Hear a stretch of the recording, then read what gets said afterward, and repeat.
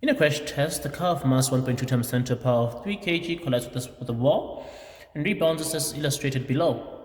The initial and final velocities of the car are 12 meters per second and to the left and 2 meters per second to the right, respectively. The collision lasts for 0.1 seconds there. 3.1 says define the term impulse. We define impulse as the product of a net force, and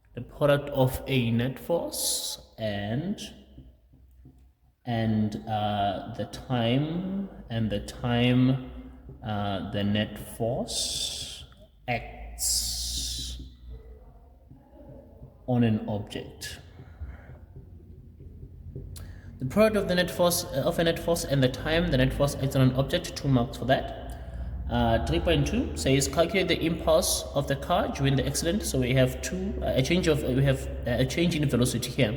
So the information that we have is that we have a mass of 1,2 times 10 to the power of 3 kg, and initial velocity of 12 meters per second to the left, and a final velocity of 2 meters per second to the right. Then now let's apply that thing again, whereby we choose direction based on in what direction will the car experience a force.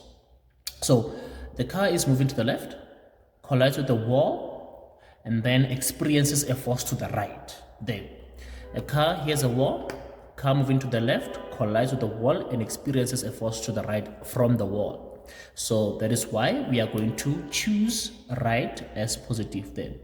We are going to choose to the right as positive then.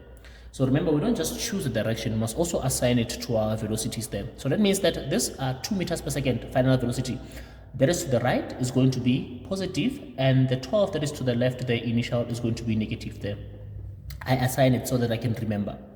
So the change in momentum then is equal to the mass, the velocity final, minus the initial velocity. So I'm going to be having 1,2 times 10 to the power of 3, final velocity of 2, minus a negative 12. Initial velocity of 12 that is to the left is going to be negative there.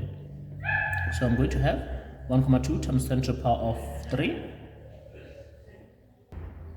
Also we have we're going to be having 1,2 times 10 to the power of 3, and we have 2 negative here, it's positive 12. So here we're going to be having 1,2 times 10 to the power of 3 multiplied by 2 plus 12, giving us a 16,800 kilograms meters per second to the right, because it's a positive answer, therefore it is to the right there.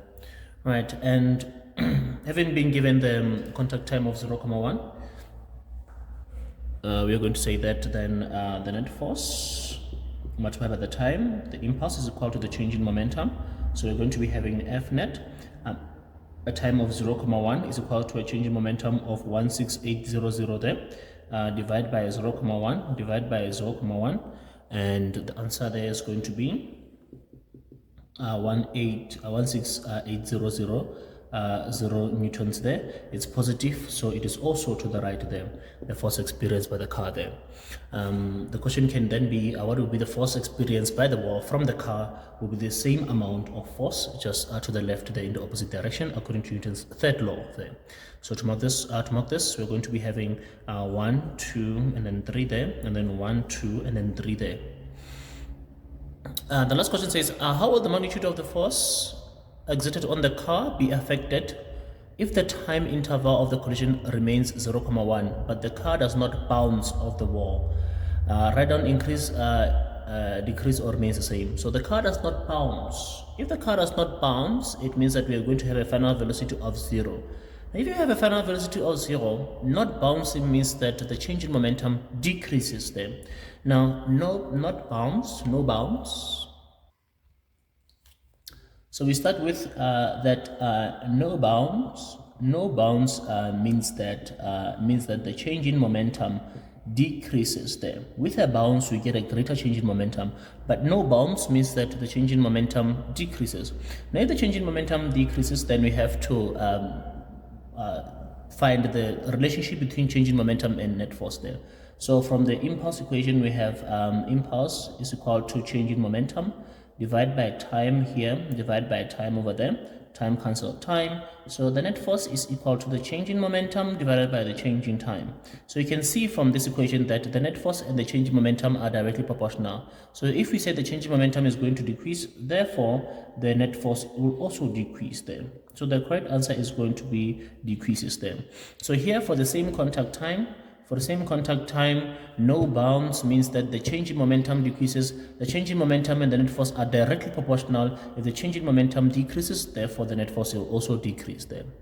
No bounds.